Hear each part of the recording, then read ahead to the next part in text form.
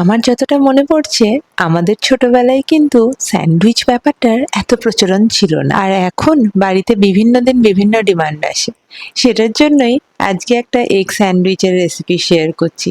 এটা বাচ্চা কেন, বড়দেরও দারুণ লাগবে খেতে। এর জন্য প্রথমে সবজিগুলো কুচিয়ে রেখে দিয়েছি, আর 3টে ডিম নিয়েছিলাম। সেই ডিমগুলো ফর্ক দিয়ে একবার এদিক ওদিক পালানোর চেষ্টা করলেও তাদের এরকম ঠিক গুঁড়ো করে ফেলতে হবে। আর কিছুটা দই আমি এরকম জল ঝরিয়ে রেখেছিলাম, এর মধ্যে পেঁয়াজ, গাজর, ক্যাপসিকাম, রসুন কুচি আর ধনেপাতা কুচি দিয়েছি। নুন, গোলমরিচের গুঁড়ো আর মিক্সার দিয়ে ভালো করে মিশিয়ে নিয়েছি। এটাই হয়ে গেল স্যান্ডউইচের পুরটা। ব্রেডের সাইডস তো কেটেই রেখেছিলাম, এবার এই পুরটা দিয়ে বাটারে সেঁকে নিতে হবে। আমি টোস্টারে টোস্ট করেছি, তোমরা চাইলে তাওয়াতেও বাটার দিয়ে টোস্ট করতে পারো। যেইভাবেই করো এই স্যান্ডউইচটা কিন্তু খেতে দুর্দান্ত হয় আর একদমই কম সময় তৈরি হয়ে যায়। রেসিপিটা ভালো লাগলে একটা লাইক শেয়ার করে দিও, আর আমার পেজটা ফলো করা না থাকলে অবশ্যই ফলো করে দিও।